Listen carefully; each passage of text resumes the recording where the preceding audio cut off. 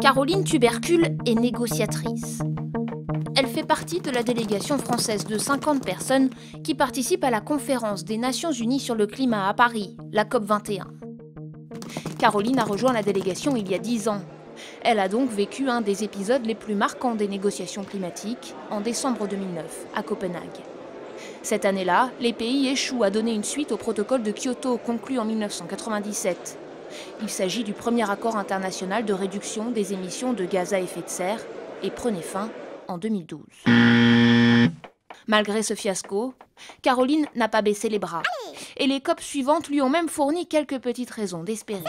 En 2010, à Cancun, l'idée d'un fonds vert pour aider les pays du Sud à faire face aux effets du réchauffement est actée. En 2011, à Durban, les pays se mettent d'accord sur un compte à rebours qui doit mener à l'adoption d'un accord en 2015 avec entrée en vigueur en 2020. En 2013, à Varsovie, les pays ont exposé leur stratégie pour réduire les émissions de gaz qui contribuent au réchauffement.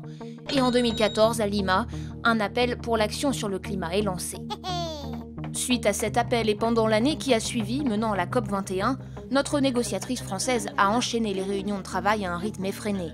En février, elle assiste à Genève à l'ouverture des négociations de l'ONU. En juin, elle est à Bonn pour une session de travail de 10 jours qui mobilise les négociateurs du monde entier. Une ville allemande qu'elle connaît bien, puisqu'elle y est retournée début septembre et mi-octobre, pour 2 semaines additionnelles de négociations. Toutes ces réunions sont autant d'étapes préparatoires pour la COP21. Du 30 novembre au 11 décembre, c'est le plus grand événement diplomatique jamais organisé par l'État français. Plus de 45 000 personnes sont attendues.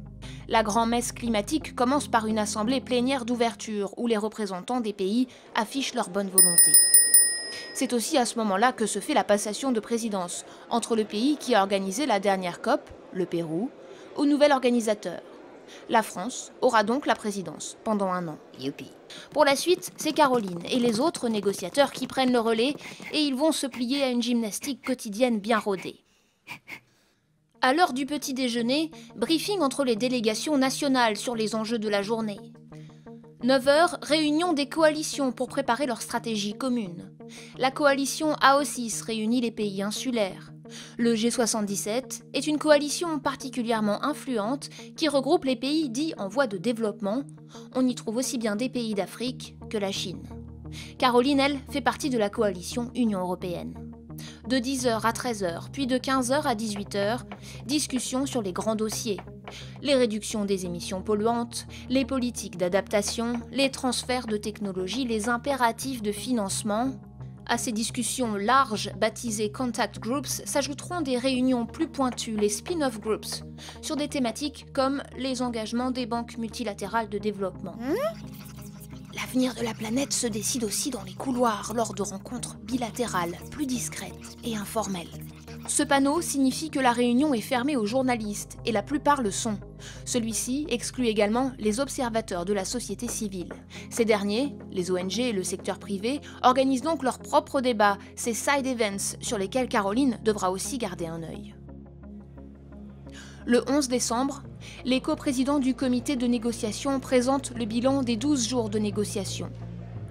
Chacune des 196 parties peut alors demander la parole, soit pour faire des commentaires, soit pour s'opposer à tel ou tel point.